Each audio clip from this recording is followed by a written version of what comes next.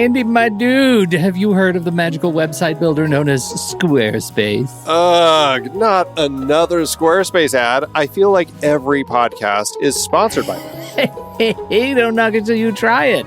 Yes, okay, it is overhyped, but actually it lives up to the hype. Squarespace is like a website fairy godmother. With a click of a button, your site transforms into a beautiful masterpiece. A website fairy godmother? That sounds interesting. What makes it so magical? Well, for starters, those slick templates make anyone look like a professional web designer. Pick one, customize the colors and fonts to match your brand, and voila. Plus, the drag and drop fluid engine is so easy, your grandma could build a site on Squarespace. Well, she did knit me a lovely scarf last Christmas. Maybe website design is next. Exactly. And when you're ready to sell your Nana's handmade scarves online, Squarespace has built-in e-commerce. Add a store with one click. Get flexible payment options. Then watch those sales roll in. And when she wants to teach others her steezy scarf skills, Squarespace's new courses feature is just the ticket. Nana can set up her curriculum and enrollments and payments in a snap and become the next e-knitting influencer. Oh, wow, you really sold me with the grandma angle. Sign me up for that free trial. Just go to thenextreel.com/Squarespace and transform your site into a beautiful Squarespace masterpiece. Well, thanks, Pete. Even though it's overhyped, Squarespace actually sounds perfect for Nana's site's needs. Appreciate the warning on the ads, though. I'll brace myself next time I listen to a podcast. Anytime. Let me know if you need any help getting that site up and running.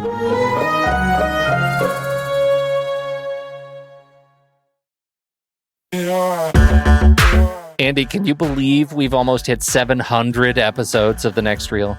I know, it's crazy. And with all the other episodes in our family of podcasts, we are well over 1,200 episodes of movie conversation. It's really pretty amazing that we've gotten to have these in-depth movie chats every week for over a decade now. And we couldn't have done it without our loyal community of film fans. Their support over the years has meant so much. For sure. That reminds me, we should give the merch store a shout out. Buying shirts from thenextreel.com/merch is a great way listeners can continue to support the show. Plus, they get to sport our great designs. Absolutely. I think sometimes folks forget we have a variety of shirts, mugs, phone cases, and more available. In fact, a great place to start is with a shirt sporting the Next Reel's logo. We also have that classic Fast Times Spicoli Surf School tee, or the weirdly popular Rusty's European Tour shirt. The one from National Lampoon's European Vacation. Why is that so popular? Search me, but we have sold a ridiculous number of those. I guess there are a lot of Rustys taking trips to Europe? We're always adding new designs based on movies we've covered, like our brand new design for a streetcar named Desire, featuring a streetcar named Desire. So if you want to rep your love of TNR and films, head to thenextreel.com/merch. Every purchase helps us continue to have these weekly in-depth conversations. So visit thenextreel.com/merch today. And as always, thanks for listening and being a part of the Next Reel community. We've got lots more great movie chats coming your way.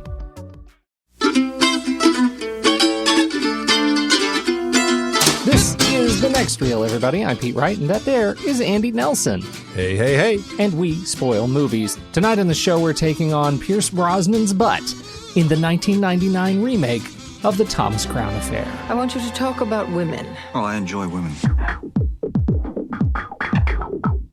A woman could trust me, as long as her interests didn't run too contrary to my own. This painting is worth $100 million. They shut off the air to drive out the tourists. Then they close the gates to keep everybody out. Diversion. Make a lot of noise over there. So over here in this room, you can take $100 million off the wall and waltz right out the front door. Oh, that's good. Oh, yes. We're still kicking it on this this Movies and Their Remakes series. Andy, are you aware of that? I am, in fact. Are you aware of that going into this movie, or did that come as some sort of a surprise to you? Can I just say that something totally unrelated to our show right now that I feel like I have to get off my chest, and I don't have another platform to do it? Please do.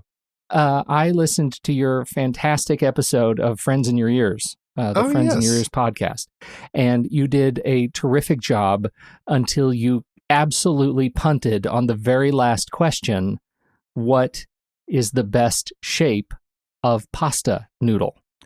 And I found that is the first time in a long time that I have found myself yelling at my podcast player because I was so frustrated by all three of you for not making a stronger case for the best pasta noodles. Which, according to you, is? Andy, there are several. But you have to consider the actual shape of the pasta as the mechanism to deliver the sauce, the topping, whatever that is.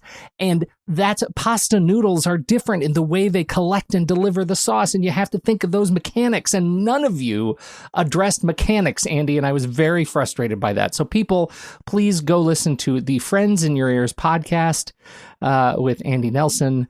And then write that show and tell them about the state of your dismay, because there is more to be said about this question. I was very disappointed. Now, I have to say, I was disappointed in myself after the show ended, because I recalled that the whole reason that I fell in love with gnocchi and I wanted to learn how to make it and all of that was because on our show, we talked about The Godfather Part 3, and they make gnocchi. And that got me started on the whole thing. And I can't believe I didn't even tie that back into our show. Andy, that's another reason. That is a show fail. All right. Thomas Crown Affair. Crown Affair. Movies and Their Remakes. Why'd we start doing this? That's a good question. It's a real really, stumper. It is. It's really interesting to look at these movies from 1968 and see what other filmmakers later in later decades decided to do to kind of update them and create new versions of them. And so that's, I think, largely why we thought, as a part of our 50th anniversary celebration of films from 1968, we would throw in this Movies and Their Remakes series, because it's interesting to see what does a 50-year-old movie look like, and then what do people think needs to be retold with that particular story. Yeah, and I think this movie is an interesting case in that, there were some of the things that we talked about last week about sort of any sort of statement about wealth and inequality in the earlier film. Is that worth talking about? What about sexuality? And I think there is a conversation to be had about just sort of the strong female characters in the films. How do those hold up over these long years between the two? But what I think most people are tuning in for when they tune in for the Thomas Crown Affair is, the heist and the love story that comes along with it. Some might call it an affair. Some might show off. For me, it was all about the heist, and they changed some significant mechanics in the heist for two major sequences. How did it hold up for you this time? Talking specifically to the heist, I think it works the way they do it here, but they do make some big shifts. A couple of the main ones is, in the first one, Thomas Crown hires all the thieves to do this robbery and then splits the money with them. He doesn't ever participate in it, though. He kind of pays them to do it. They do it. He gets the money. They split the money. In this one, he hires these people to do it. So that's the same. They do it. That's the same. But then he actually has it set up where they are basically the fall guys for the robbery, so that he can use them as a distraction to commit the real robbery. And that's an interesting twist on the actual robbery. I actually think it works pretty well. I think it's a pretty clever way to do that. And there are elements that they use within it that I think are terrible and really cliche. But on the whole, I actually think it's pretty fun. And I do enjoy Brosnan in the role doing all of that. I think it works nicely. And then same thing for the final robbery. In fact, I'd say I enjoy the final robbery in this film a lot more than in the original, because the original is treated almost like an afterthought. It's so quick, and it's dealt with the multiple shots, as we've kind of grown accustomed to in that film, that it's over in like 10 seconds. It feels really brief. It's very fast. Yeah. And in this one, it actually, there's a similarity to the opening one, but there's some fun twists on it. And to that end, I think it was more successful in the second film. I actually think so too. A couple of points there. First, I think switching from loot to painting, right? From cash to the paintings is a really nice touch for the character. I think it fits the character much, much better, right? I mean, it was this guy who's just aloof and rudderless, and but that he has this thing that he is absolutely fascinated by, that he's absolutely captivated by, really fits for me his class, his status, and his drive to acquire it, to get it, he must have it to satisfy that need. But then not really, right? It ends up being kind of the thrill of the caper, but it's such a 1% caper, and I think that really fits. It fits who he is for me. I really like that. I think Pierce Brosnan really carries it, right? I think he actually does a terrific job, and in this sort of era where he's trying to, but I would say, using this film as evidence, not terribly successfully distance himself from James Bond. He's pretty much James Bond in this movie, but an industrialist. And so take that for what you will. Maybe it's a character of habit right about now. But I thought it was great because I liked this James Bond. I really liked this guy. I wonder, I'm so curious the things that bug you about the heist, because I think I may be more forgiving about the things that you call cliche and, dare I say, hackneyed. What's got you bent out of shape? There are a number of things, and starting right toward the beginning, there's a weird issue that I have a hard time faulting anyone other than poor on-set planning. There's a shot when Pierce Brosnan gives up on waiting for his driver because they're stuck in traffic. And so he says he'll walk. He gets out of his car and instantly is almost run down by a moving truck, which clearly seems to not realize that traffic's at a dead stop, because he has to slam on his brakes to avoid hitting Pierce Brosnan. And the guy yells at him, Pierce Brosnan. And in that very shot, when it shows him looking at Pierce Brosnan and Brosnan kind of waves him forward, you can see all of the cars in front of the guy are like 6 feet in front. There's no room for him to be going anywhere. It's nonsense. That truck should not have been moving. He would have been. He's lucky Pierce Brosnan was there, because he would have rear-ended the car in front of him. Yeah, exactly. Okay. And then Brosnan moves out of the way, and the guy takes off. It's like all of a sudden traffic just like open. The traffic's gone. It's nonsense. That was just one of those things that I watched. I'm like, wait a minute, what just happened to the traffic? New York traffic is a mystery, man. New York traffic is a mystery. Clearly. So that started it for me. Then we have the old cliche of the Trojan horse. Okay, man, I get bent out of this on this one too. It's nonsense, and it's really frustrating. There's a cliche of using something like a Trojan horse, and it has become cliche to actually say, "Oh, the old Trojan horse gag," because now that's so cliche now too. It is so frustrating that it just falls to that. Then you have these Middle Eastern criminals who just seem so cliche themselves.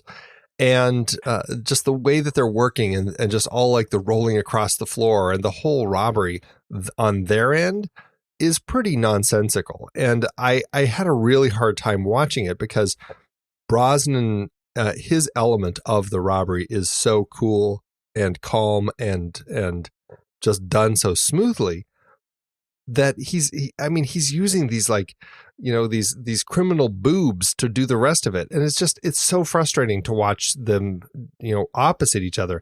And maybe McTiernan was trying to create that juxtaposition with these two robberies, but it's like he was the one hiring these guys. They should have been doing something a little stronger. So that frustrated me. I'm with you on the Trojan horse thing. Absolutely with you on the Trojan horse thing. How did they not see this coming? It is literally the eponymous long con. Exactly. It is ridiculous that they're standing here laughing about it and they don't see this. Just knock on the horse. Somebody knock on the horse. It has been the long con since Odysseus you had to know that this was going to be bad, you stupid museum security people. I have a real problem with that. I have less of a problem with the generic European thugs, but mostly because it's John McTiernan, and that seems like so of a piece with something I would expect from John McTiernan's action movies. And these guys were nowhere near as cool as the bad guys in Die Hard. I know, you're right. I know that you were right about that, but they still just felt kind of, they felt like they came out of his tool set. I don't understand why poor Yanni was made to not speak English. I thought that was kind of mean. They're making fun of Yanni. I felt like they were kind of bullies. Well, and that was something else. They say, "Oh, only English from here." And they start speaking English, and then partway through they start speaking. They start speaking the Romanian again. I'm like, I thought it was only English now. Right. And I, it is just highlights the boobery of these guys that they're going to get caught because they're terrible. Really, they're terrible. They have all this fancy equipment, but they're genuinely terrible, and they need to be terrible. And I sort of bought that because we get things like Pierce Brosnan doing the patented Pierce Brosnan roll under the gate, right? Where he rolls so fast, his tails spin up real high. And that's like a James Bond Pierce Brosnan roll. And now it's a Thomas Crown. Look at it. It's like Tom Cruise running, Pierce Brosnan rolling under things. It should be a thing because I feel like I've seen it a lot, and I need to do a master cut of this because a super cut of this because I feel like it's real and I'm not imagining it. It's great. I can't wait to see it. Yes. So anyhow, I forgot one thing. Oh yeah, what? The painting. He puts it in a briefcase. That's where I was going. That is so frustrating. It is the thing, like where you get caught on the truck, and that kind of impacts how you watch this sequence. This drives me batty. This is a masterwork painting. It is. I have to imagine it's just old oil on canvas with a wooden frame. And you see the wooden frame, right, around the canvas. You see it as he takes it off the wall in that great Pierce Brosnan, like, my spine is made of steel kind of a pivot that he does. It's a great move.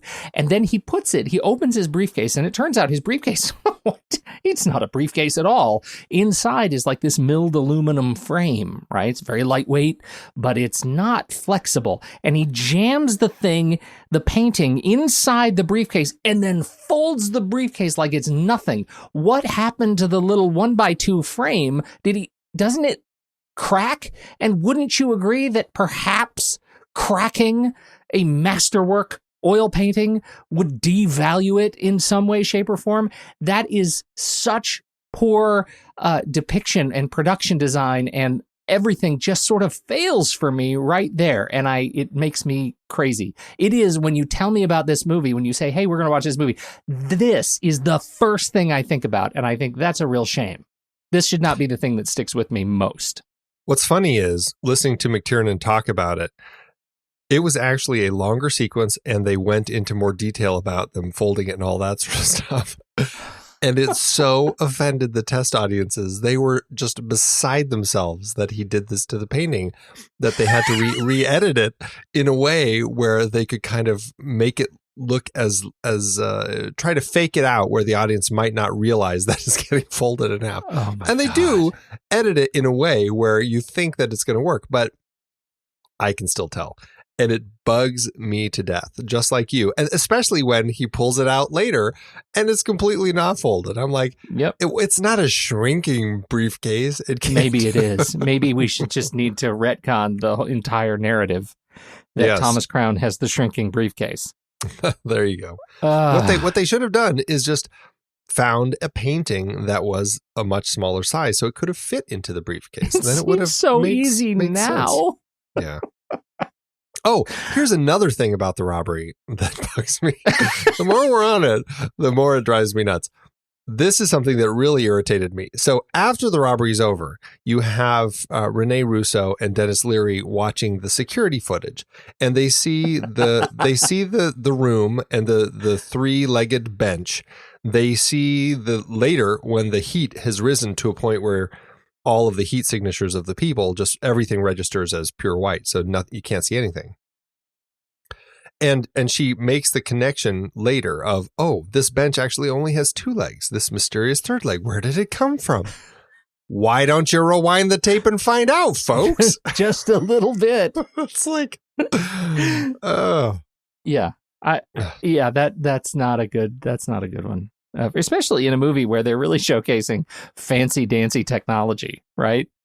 Like, yeah, they're really making a case that this guy, that all these people they're able to kind of truck with one another, right? That they have the resources to track one another. You have to have that with this movie to be able to believe that Thomas Crown and Catherine Banning are on the level playing field. They have to have sort of equivalent resources, and for those little foibles to get in the way, I think it's tough for the movie to start like that. Well, not only that, this is a movie where you have the insurance investigator tell the criminal early on, I know you did it and I'm on to you and I'm going to get you. Mm-hmm. Why can't she just say, hey, I saw you in the footage, leave your briefcase there? And he's like, oh, it was an accident. Thank you. Can I get it back? Or something, Why couldn't we have that exchange? It would have fit in the script. They could have found a way to write cute with that. Yeah. Instead, by leaving it out, it ends up feeling really sloppy. Exactly, especially because they've already set up the narrative that he's always there. It was talking to Bobby, the security guard. Yeah. They're buddies. He's always there. Of course, he would have. He could possibly have left his briefcase there. And according to what he tells his secretary, he leaves his briefcase all over the place. Right. He's nuts. He doesn't care about briefcases. Yeah, he's got a briefcase in every port. Another thing. He wasn't wearing gloves when he puts the briefcase down in the doorway, the titanium one that stops the thing. Couldn't they also fingerprint that to get his prints off of it? Andy, where were you with the NYPD? Clearly, because that's a good point. Should have done that. In a world in which we've added thermal cameras, you would think they would have carried on a sort of mastery of fingerprinting technology. You would think. Mm-hmm. I do have to tell you something cool about the thermal cameras. Do tell me. So John McTiernan learned about these thermal cameras when he was making Predator, because they actually shot some of that film with thermal cameras to get the heat signatures of the actors when they were walking. But what he learned during the making of that film, when the temperature rose over 90 degrees, the human bodies registered the same temperature as their surroundings. And so you couldn't tell what was what anymore. It all kind of blurred together. So they used that technology as a tool in the robbery here. That's so fancy. I think that's pretty cool. I think that's pretty cool too. Yeah. So one of the things that we said last week, Andy, is that this movie is as much, I can't remember exactly how we put it. I should probably listen to that show. But this movie is not fundamentally, or the Thomas Crown Affair 1968 is not fundamentally a heist movie, right? It is more the cat and mouse relationship movie. Is that accurate to your memory? Yeah, I think, the robbery takes place the robbery, and I think as you determined last week, Thomas Crown doesn't get home and kind of move on to the next step of the story. Yeah, it's like the first third of the film or so. So right. it's a pretty hefty chunk. But, right. Absolutely. Yeah. But in terms of the whole spirit, setup, yeah. In terms of the spirit of the movie, we got to get through the heist so that we can get to what really matters, which is the cat and mouse of these characters playing off of one another. And so as you compare Faye Dunaway and Steve McQueen, here we have Pierce Brosnan and Rene Russo as the insurance investigator. How does that hold up for you? Generally, I like them, I think. I like Pierce Brosnan. I think he carries the role well. As you pointed out, there's kind of a James Bond coolness with him. And even though he's a robber, there is something different about him stealing the painting. I kind of like the way that it plays out. I really think that Rene Russo there's just a real sense of fun that she's bringing to the role here. And I think Faye also did in the original. So on the whole, I would say I think that they cast it really well for the two leads.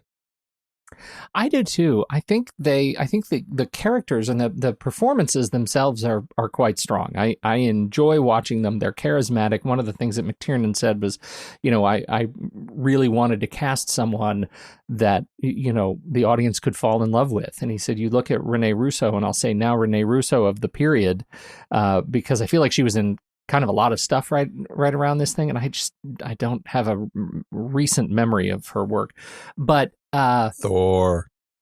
Oh yeah, you're right, Thor. That's not even that recent anymore. Thor: Anyhow, The Dark World. Anyway, I feel like I feel like she was great.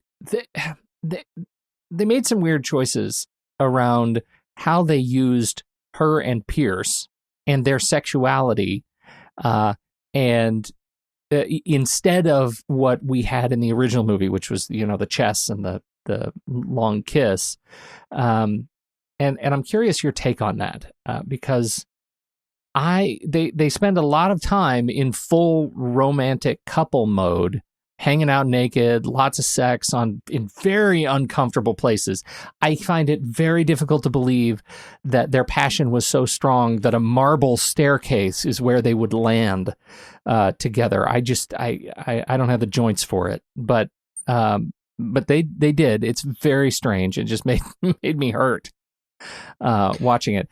And doing all of this stuff at the expense of the more sort of subtle, I say subtle by comparison, sexy board game of the last movie.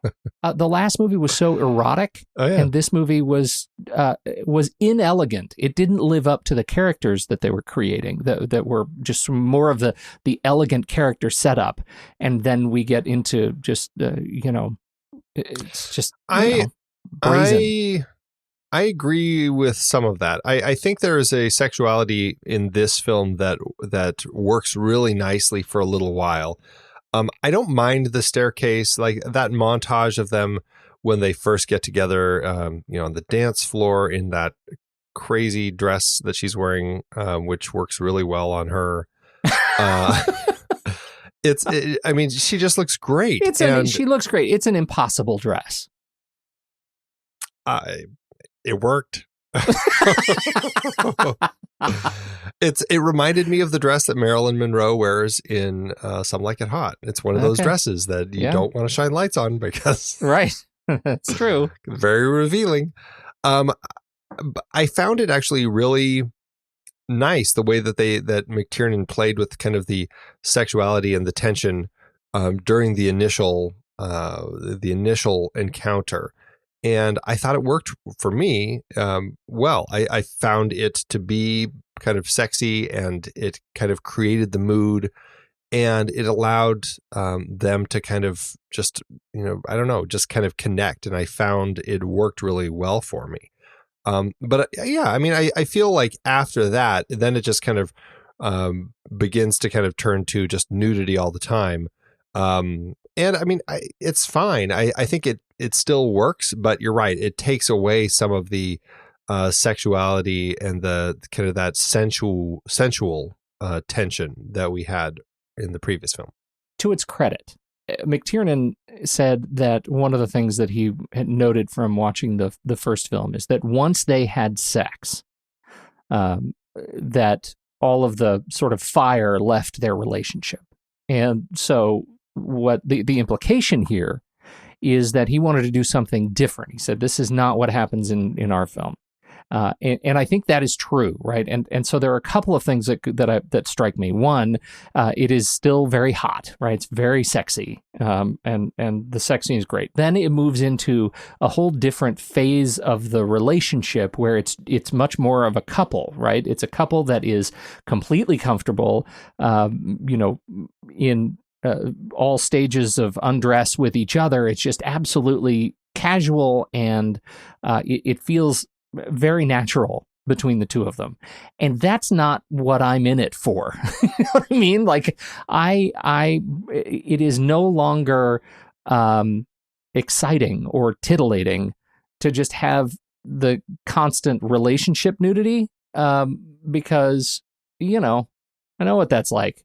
I like the sparky stuff, I like the chess game, and I say that both literally and metaphorically.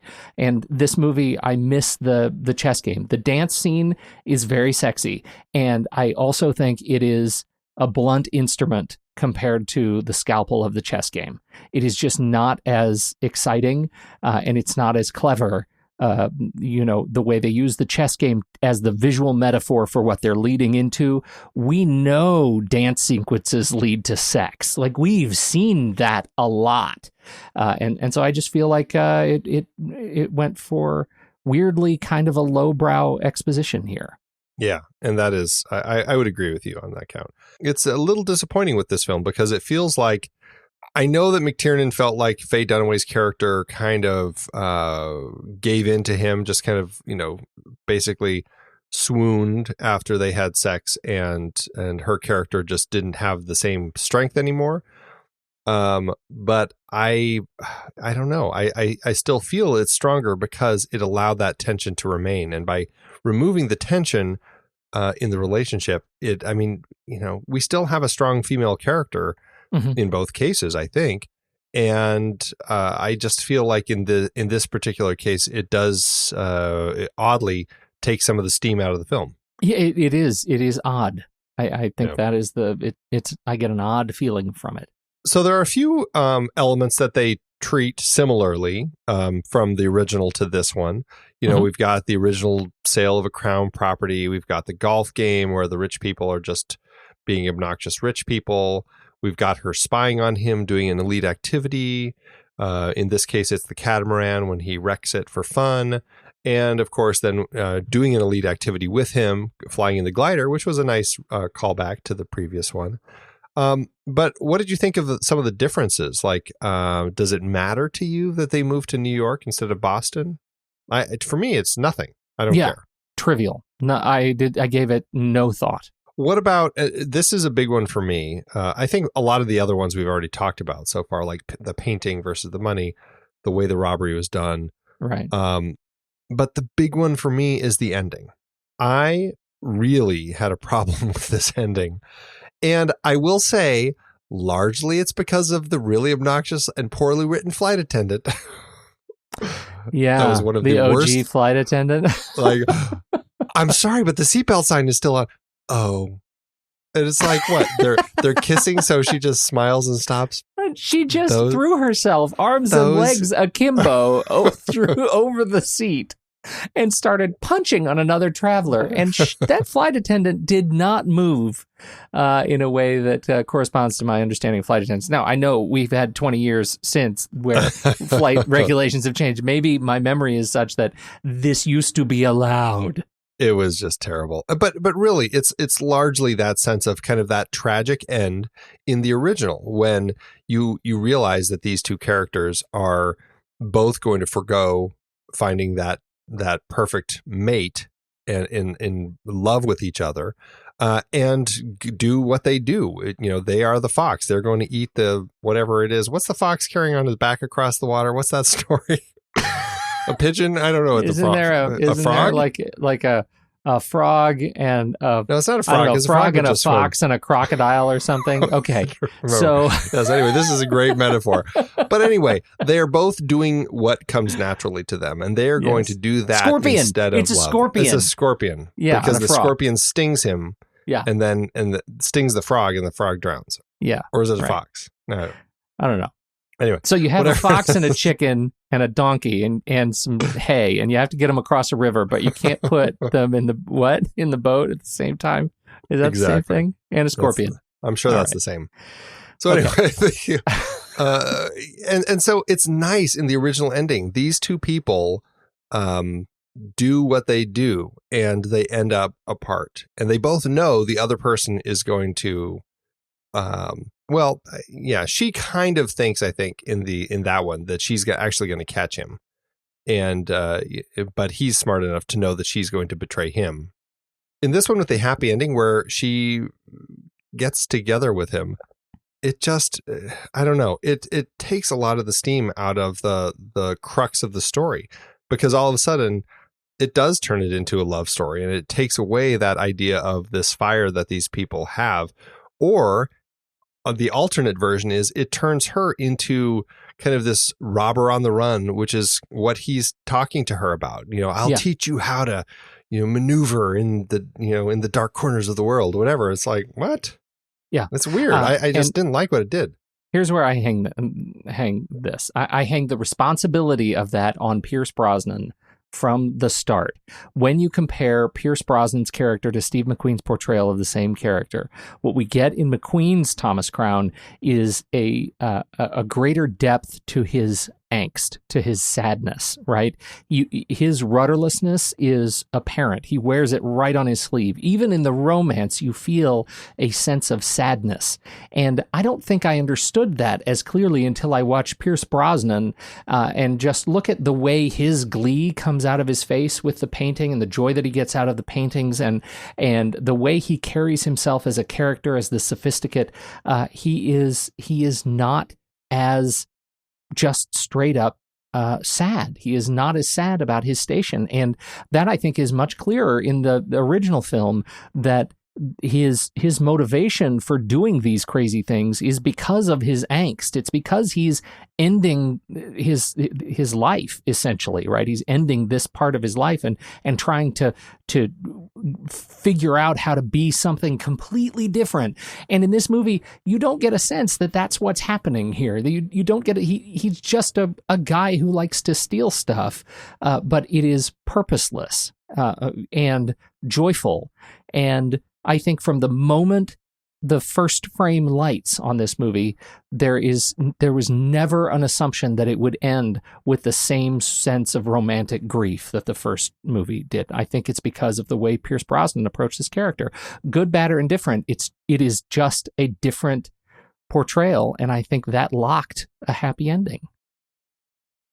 Yeah, and also I would think that there's something about it being in the 90s. It just feels like this was the way that they would have to end it. I don't think they'd be able to pull this off like they did in the 60s when times were a little more tumultuous, and they could get away with something a little riskier like that. I think this time it needed to end the way it did. Well, I think that is also a good candidate for Saturday matinee lists. I would like to look for, mostly I would like you to look for 90s 90s love stories that end in disappointment for the participants. Because I think there's some out there, and I wonder how they would compare to what is different about those relationships in those movies. That I think is worth That's talking interesting, about. Yeah. One big story point that we haven't talked about at all is the inclusion of Faye Dunaway in this one as Thomas Crown's therapist. You know what would have made I love seeing Faye Dunaway in here. Yeah. But at no point did she say, it's so strange. I once knew a guy a lot like you. That would have been great. She was awesome. Actually, because they changed her name. Why did they change the character's name of the insurance investigator if the original name wasn't taken? Know what I mean? Right. Yeah, it was a nonsense name change. I was like perplexed. Like, why'd they go from Vicky to Catherine? There's no rhyme or reason to it. And because Vicky quit the insurance game and now she's a therapist in New York. Now she's a therapist giving really bad advice, really bad expositional advice. She's mean. She is. Like, what therapist laughs at her clients? Oh, Peter Pan grew up and couldn't find a place to land. So mean. Oh. But I do like seeing her. I think she's great. But I mean, in terms of a stunt cast, was it appropriate for you? I think it's terrible. I mean, McTiernan said he wanted to make sure that he started the film with her in this context, just to cement for people, yes, it's a remake and we're aware of it. But why? Like, it does nothing for the film. It creates this arbitrary, unnecessary emotional exposition for the character that I read perfectly fine in the original Thomas Crown. I could see all of the stuff that we hear Pierce Brosnan and Faye Dunaway moaning about in their sessions. That I mean, it was clear that it was all in the characters, and I didn't need it all spelled out for me. So Totally. it just created just a lot of breaks throughout the film that just feel just stuffed in and unnecessary. Well, it is case in point to why the therapy mechanic in movies, if the therapist isn't a major character in the film, therapy mechanic doesn't work. Like it just comes off as stupid, vapid, and expositional. Yeah, it really does. No matter Very how much I frustrating. like seeing her on screen. No matter how much I like seeing her. Say it's an opportunity to do that harsh lighting, side lighting of Pierce Brosnan. It's not worth it. Well, here's a question. Would it have been fine if, say, she was like maybe the person at the table in the opening scene when he's, cutting that deal, writing that check? Would it have been fine having her in as a cameo, a much smaller part, but a cameo as the person buying the Thomas Crown property? Well, I think having him say to Faye Dunaway, "You just overpaid," is a much more interesting context. Yeah, I would have preferred that. This just doesn't work for me. It's very frustrating. So Pierce Brosnan was one of the producers on this one, which I found pretty interesting. I don't know if he was one of the people that was really behind it, kind of pushing it to get made, but it does sound like he and his producer team actually were the ones who were kind of pushing forward, trying to find the director and everything. And their first choice was John McTiernan. Unfortunately, he wasn't available, so they went to a few other directors and finally circled back to McTiernan when he was available. And he came on board and he did some suggestions to the script, including the whole Trojan horse bit that we love so much. Yeah, I think it was Brosnan. I mean, to your point, just as a confirmation, to hear Beau St. Clair, his producing partner, talk about it, that it was something that he was very interested in from early on, and when it came back around again, she was quite specifically, in conversations with him about how to move on from Bond, and that this property and this character would be an interesting sort of soft landing for him. And she said, literally, we felt like the Bond audience would follow us. We felt like they would come with us if we pushed forward for this movie. And I think that's thinking about the movie strategically for Brosnan's production career and acting career, it is an interesting move. Yeah, he and St. Clair had produced, I think, 10 films together. And I think this was the second one. So it was early on in their producing. But it was. I think it was nice that they were able to kind of create this team and do some interesting films. I mean, I think a lot of them were focused on stories dealing with Irish stuff. Oh, Irish stuff. Well, no, I was thinking like the film Evelyn that Brosnan was in, which is about what is it? I'm trying to remember what that is. It's a true story based on somebody fighting in the courts to get his kids back, I believe. Yeah, and he's the father. So, all right, I haven't seen it. Yeah. I remember seeing the trailers, and I remember hearing a lot of buzz about Brosnan's portrayal in the film, but I never ended up seeing it either. The writing team, Leslie Dixon and Kurt Wimmer. Interesting catalog of credits, particularly Leslie Dixon. This was right in the middle. This is sort of right in the middle of her career, I should say, so far. Her most recent writing credit is Overboard, though she also wrote the screenplay for Limitless, which I quite liked. I think Overboard was, I don't know if she wrote that. It was based on her script that she wrote for the original. Oh, the original Overboard. Yeah, you're right. So I think Limitless was her most recent writing credit. Yeah, I think it was, and I quite like it, and I think she is a producer on the TV show, which I have never watched. But I really enjoyed Limitless, Heartbreak Kid, Hairspray, Just Like Heaven, Freaky Friday. So that's taking us back now almost 20 years. Pay It Forward was Hated one of hers. it. Interesting. Yeah, that was right after this movie, Thomas Crown Affair. And Kurt Wimmer, or is it Wimmer? I think I always go. I think he's Wimmer. American. I think he's Americans. I don't know if he does he wants the He wants it. He wants it. Yeah, okay. he does. He wants it. We talk. He's one of those guys who's kind of mostly a writer, but he's directed a little bit and produced here and there. He kind of got his start a little right before this with the adaptation of Sphere, which has some issues. And then right after this, he did that really interesting science fiction film that I remember enjoying, although I hear more and more people saying how awful it was. So now I'm questioning my opinion, but it was the film Equilibrium that he wrote and directed that Christian Bale and Emily Watson and Taye Diggs were in. Equilibrium. Wait a minute. Now wait just a minute, Andy. I think I liked that movie. I liked it too, but everybody's now like, oh, it's so terrible. So who was it? Wasn't it? It was so Emily Watson. Wasn't Sean Bean in that too? Boy, was he in that one? Yes. Yes, he Sean was. Bean and Dominic Purcell. I'm a fan of the Purcell. That's right. Andy. Yeah, I think this was a good movie. Yeah. I don't remember anything else about it. Yeah, right. I don't either, unfortunately. He also did he was the writer for the most recent Point Break remake, and we we talked about the original on the show last year. Oh, and Total Recall. So it's an interesting writing pair, and that's one of my biggest struggles with the film is I feel like a lot of the lines are just lazy writing. I don't feel like it worked as well as it could have. And for me, it ended up being more frustrating than I remembered. And I feel like the script has just dated a little bit because it's not like, I don't feel like it feels like it's a 90s script, but it just feels like the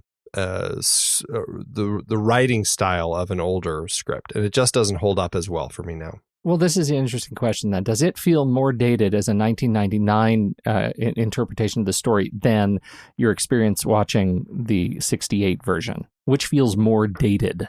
That's an interesting question. I mean, certainly the style of the 60s, really, the 60s version feels very of its period with the way the music, Michel Legrand's themes play. The multi-camera. Overall, yeah, it feels like very 60s, but it feels fresh, whereas to me it does. The pacing, I'd say, if anything, the pacing might feel a little slower. The newer one moves along at a healthy clip. It works pretty nicely. I think Bill Conti's music is a crime. I think it's pretty terrible. He's trying to do some jazzy thing here, maybe as a reference point to the original, but I just feel like the only music that works is Sinner Man. Anytime the clapping comes on, which is just a fantastic element to throw into the robberies, I love those elements. And Nina Simone, when she finally kicks in, it is brilliant. It works perfectly. And it's just a shame that Bill Conti had to do any music for this film because it ruins it and it makes it feel dated. And the script, I think the writing does feel dated. So I don't know. I'd say the original feels fresher to me. I totally disagree with you on Conti's music. I find it fantastic.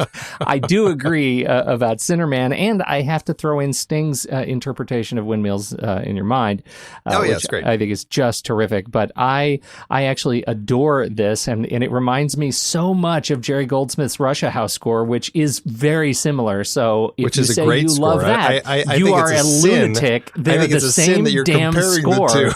You are nuts. So I actually I quite like it. It's a great relaxing dinner music that goes very well.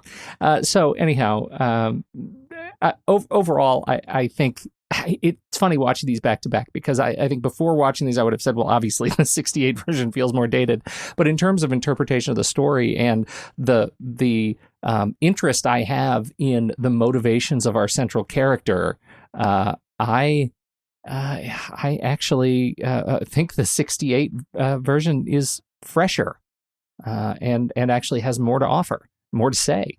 There it is. Dennis Leary. We got to talk about Leary. Yeah, Dennis Leary instead of Burke in the previous one. I thought he was fine. I thought Burke was fine. I wasn't wowed by either of them. I think they both work. Burke really felt like a cop. Like he really just felt like he was born to play cops. Leary, I don't know if I've seen him do a cop before this. Obviously, he has afterward. Thinking of the Spider-Man where he was Gwen Stacy's father. Mm-hmm. But otherwise, I don't know. I thought he was fine. Yeah, I really liked him. I think he's a utility player in this particular movie, but I think he was great, and I think this kind of character, is a character that gave him some opportunity to do some more risky stuff later, which I think was really great. Rescue Me, for example, is one of those sort of the darker side of public service stories. That he kind of walked through, which I thought was great. So I really like him in just about anything that he does. I think he's one of those sort of funny, charismatic guys, and I thought he was great opposite Russo in their little bits. And then I guess we should just, we've talked about John McTiernan a little bit, but we should just kind of mention that, we've talked about him on the show before with Die Hard and Die Hard 3. And then this is, I think, the film that he did. Was this right before he had some issues with the FBI? I'm trying to remember the placement of that. That's funny. Since we talked about that last, that didn't even occur to me as I was reading up on this on this movie. He went to jail recently. It was like 2013, 14. But all the issues, they were happening in late 2000.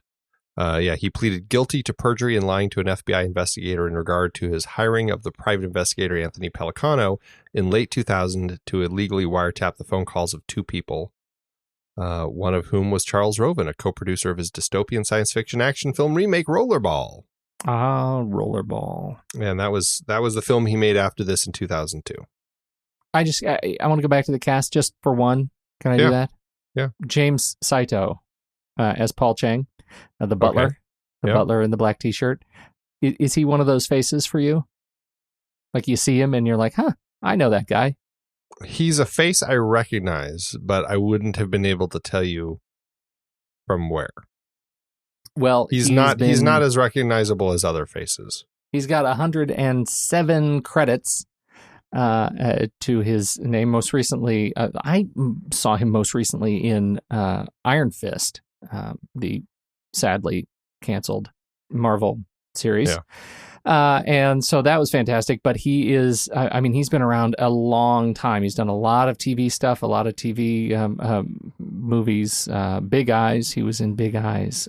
He's just, for me, he's one of those faces. And I saw him, I was like, oh my gosh, it feels like he's been in everything. And then looked at his credits, and in fact, he was in everything.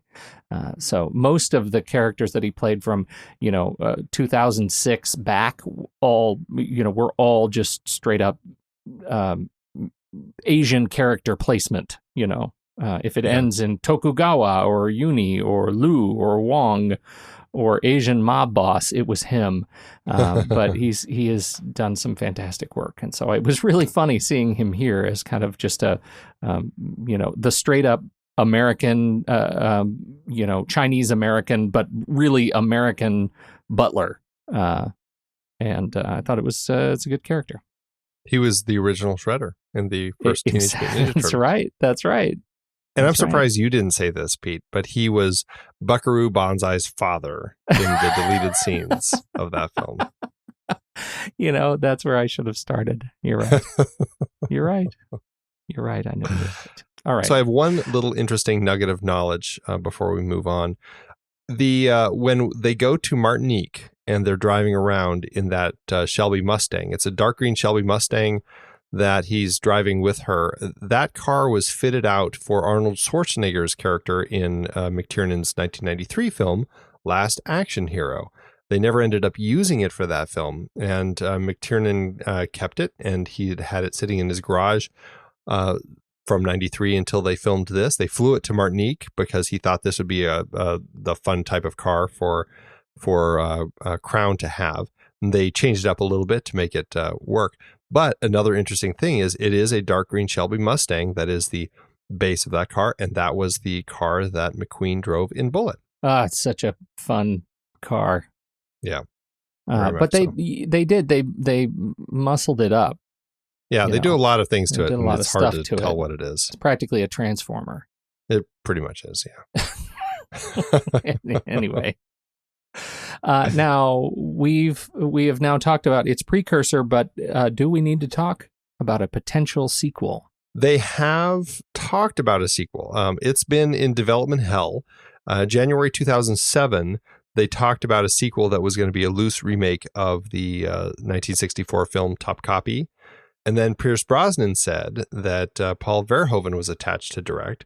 And then Verhoeven left, and the script was changed, and all sorts of issues. And then that was kind of it. Nothing's happened until April 2014. John McTiernan said that while in prison, which we just talked about, he had actually written a script for the sequel called Thomas Crown and the Missing Lioness. So I guess we'll see if something ever comes of it. It sounds like it's something that Brosnan is interested in, and clearly McTiernan is. So I'm curious to see if they decide to continue this story. Do you want this story as an audience member and a fan, to whatever degree? Do you want Thomas Crown to become a franchise? I like the characters enough. I think that they could do something, but I don't feel like it needs a sequel. I always say that, and then, I know certain percentage of sequels surprise me. I'm like, oh, who would have thought they could have come up with something that would have worked? And then some of them you watch and go, they should have left it alone. Yeah. I don't know where I stand on this. Right now, I feel like, I haven't felt like watching this since 99 when I saw it in the theaters.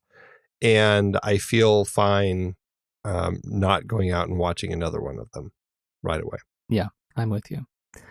How about award season? Did it merit any attention at all? This is one of those genre films that has just not won people really push into the awards. That being said, it did get some nominations. It got 3 wins, 2 other nominations at the Blockbuster Entertainment Awards.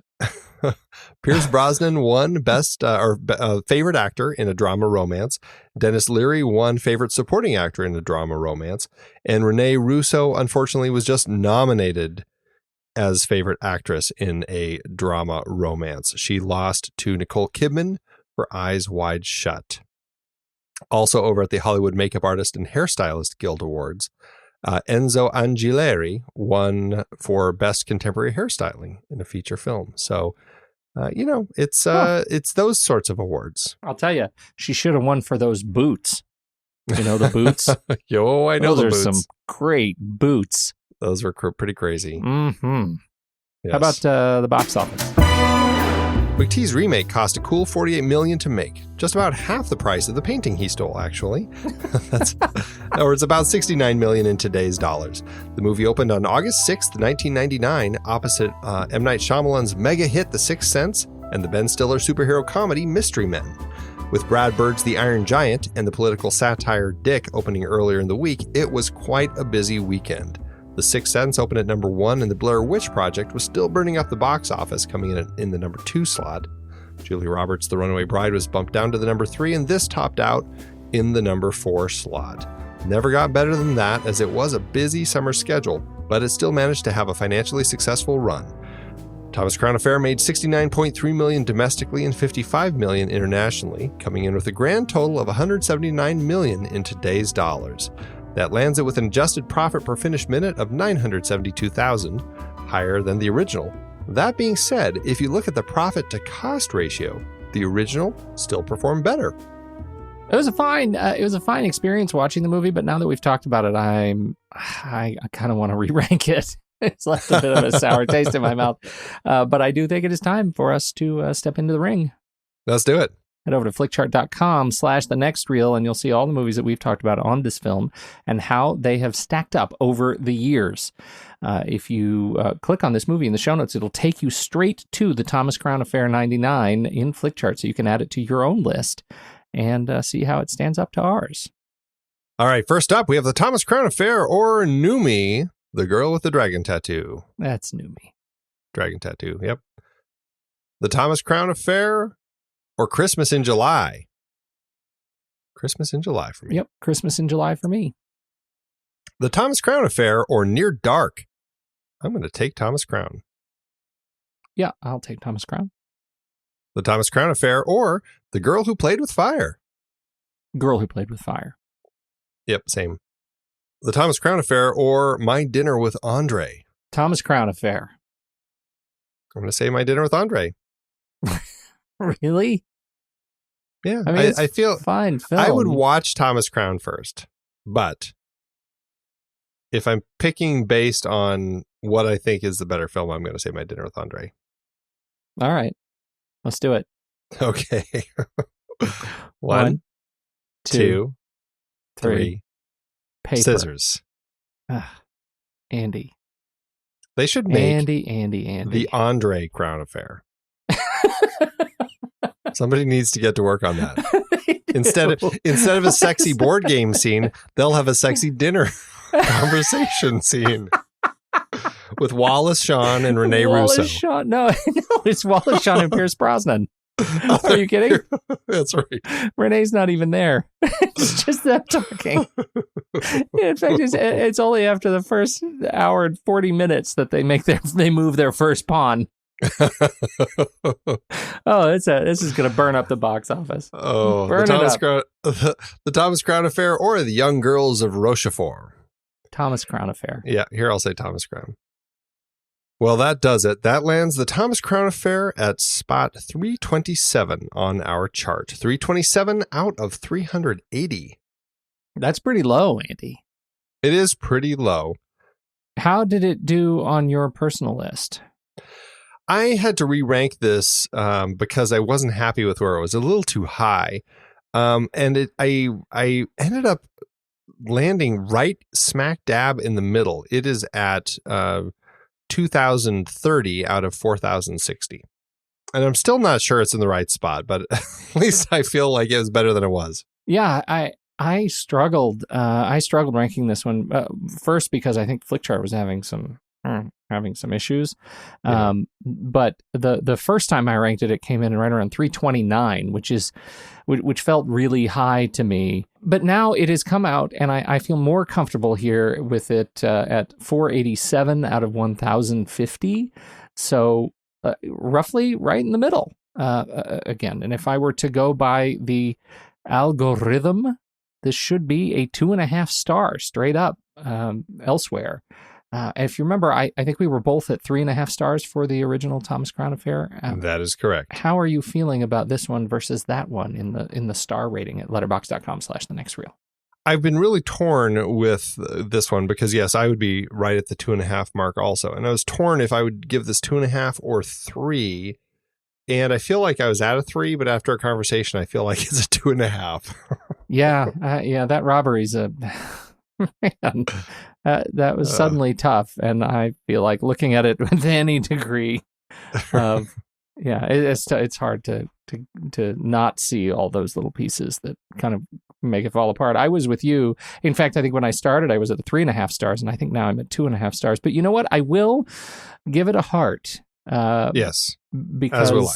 Yeah, I think I have a fondness for the character and certainly for the experience and. And there are fun elements and there are fun yeah. scenes. Like there's stuff in here that does work. Yeah. I just was surprised by the number of things that I found tiresome this time. Yeah, I agree with you. We are still doing our Movies and Their Remakes series. Where do we go from here? This will be an interesting one. We are going to be back in 1968 celebrating the 50th anniversary of Mel Brooks's film, The Producers. My memory of the original is sparse. Really? Yeah, I've watched the remake far more than the original, which seems ridiculous, but that's just the way it is. So I cannot wait to get back into the Mel Brooks original. I'm very curious to watch this. I've never seen any of the iterations of the remake. You've only seen the original? I've only seen the original. Yeah. Fascinating. Yeah. Well, so this ought to be a curious. real treat. I hope so, because it's never been one of my favorite Mel Brooks films. I'm so glad it ended up on our list. Well, yeah, this is what happens when the Patreon supporters get to vote. Outstanding. Well, if you want to hear more of us, but you can't wait until next week's show, you can support us over on patreon.com/thenextreel and get access to our exclusive members-only weekend show, The Saturday Matinee. And this week's going to be great because, again, the patrons are behind the wheel. And apparently we're going to be talking about cinematic long kisses in film. So go kisses. We also talk about movie news and new trailers. And we go head to head in this weekly challenge when we put together these lists of movies related in some way to the movie we're discussing that week. There are all sorts of other goodies too if you support us at different levels. Just head on over to patreon.com/thenextreel. You can learn more about us and check out the detailed show notes at thenextreel.com. You can subscribe for free in your favorite podcast app and follow us on Instagram, Facebook, or Twitter at The Next Reel. And if you want to get into the conversation yourself, join our Discord channel for a whole lot of movie chat with movie lovers from around the world. You can find the link to join in the show links or on the website. The Next Reel couldn't happen without the hard work of Steven Smart running Instagram, Ben Lott, who runs all things Twitter, and thanks to Eli Catlin, who graciously allows us to use his song Ragtime Instrumental as the theme to the show. You can find out more about Eli on his SoundCloud page. When the movie ends, our conversation begins.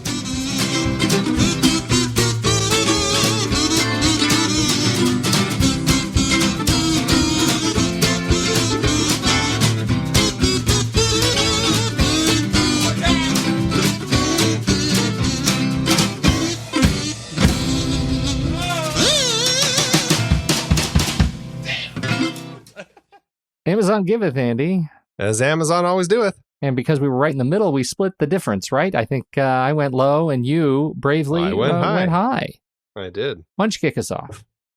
I've got a 5-star by C. Janny, who says, "Don't bother with popcorn. It's going to end up on the floor like everything on the desk. You'll get it. If you don't know, what's the point of telling you? Just watch it. You can blow dry your cat later. Oh, and this is a date movie, so lock the cat out of the room. They're just going to stare at you while you're enjoying the movie." Wow. This poor cat. This cat is going through a lot. Wow. I just can't believe the cat has so much trouble. Your review is actually, I think, interesting. I mean, if you, quote, get it. Right. It lines right up with my review, if I may. Okay. Interesting. I get a 1-star from 67 Coog, who says of the movie, "It turns out to be pornographic." Mm-hmm. And that's the end. That's the whole thing. So there you go. People have not really. I think they And clearly, they didn't blow dry their cat. They didn't have to blow dry their cat. No, there was one review where this is a poor woman who watched it with her hubby, who kept urging her to watch it. He kept urging me to give it one more try. She said apparently he had originally seen it and loved it, but says that he saw a rated version of the movie at the theater long before we met, he says, as it seems, and that when they tried to watch it together, it was super raunchy and it left a bad taste in her mouth and she doesn't want to watch the movie again. Sure, fine, say it, she says, prude, but I'm just not a fan of watching that kind of thing. But my hubby kept telling me to give it one more try.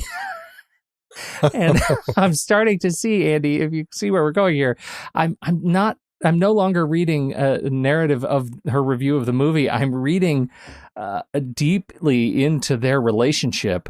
And they have some quite a story. They have some stuff that they're working out. And I think this one is, oof, they need to watch more of these kinds of movies together, I think. Or you know what they really need? You know what they need? What? They need to get to a therapy session with Faye Dunaway. With Faye Dunaway, yeah. She's going to shame them. Shame them right into the sack. Thanks, Amazon. It is hard to believe that we have been having in-depth weekly conversations about movies since 2011. So many great movies, so many great conversations. But it's a lot of work. Producing this show week after week does require a lot behind the scenes. If you'd like to help support our efforts, one easy way is by using our Originals page when shopping for books and movies that we've covered. Your purchases made through our links give us a small commission at no extra cost to you and allow us to keep having these great discussions. We had some great films in Season 8 that started their lives as books or plays, and you can find all of them on our Originals page at thenextreel.com/originals. That's the site where listeners can find links to purchase all the source material behind the adapted films we covered, from Season 1 up through our current season. For part of Season 8, we had a series celebrating the 50th anniversary of films from 1968. We talked about 2001 and 2010 for our Odyssey series, both adapted from Arthur C. Clarke's novels. Man, the second one was so much better than the first, right? Don't you even get me started. Need I bring up Under the Cherry Moon again? Yes, also so much better. Wait, no, that's not what I... Planet of the Apes kicked off its series based on the novel by Pierre Boulet. We covered Danger Diabolic and The Detective, adapted from novels for our 1968 crime films. Wait, wasn't that The Detective the prequel to Die Hard? They were both written by Roderick Thorpe, and yes, it's the same character in the books. I can't believe they even asked Sinatra if he'd be in Die Hard. That would have been weird. Once Upon a Time in America was part of our Leone Once Upon a Time trilogy, adapted from Harry Gray's novel. And we looked at 1968 Best Picture nominees The Lion in Winter, Rachel, Romeo and Juliet, and Oliver! We also had an Ingrid Bergman series with adaptations like Spellbound, For Whom the Bell Tolls, Murder on the Orient Express, and Gaslight. We haven't talked about Gaslight. Stop gaslighting me! Dive deeper into these books and more adapted films at thenextreel.com/originals. Every purchase supports the podcast. Get the full list of adaptations that we've covered on all the Next Reel family of podcasts, and start your next read today at thenextreel.com/originals.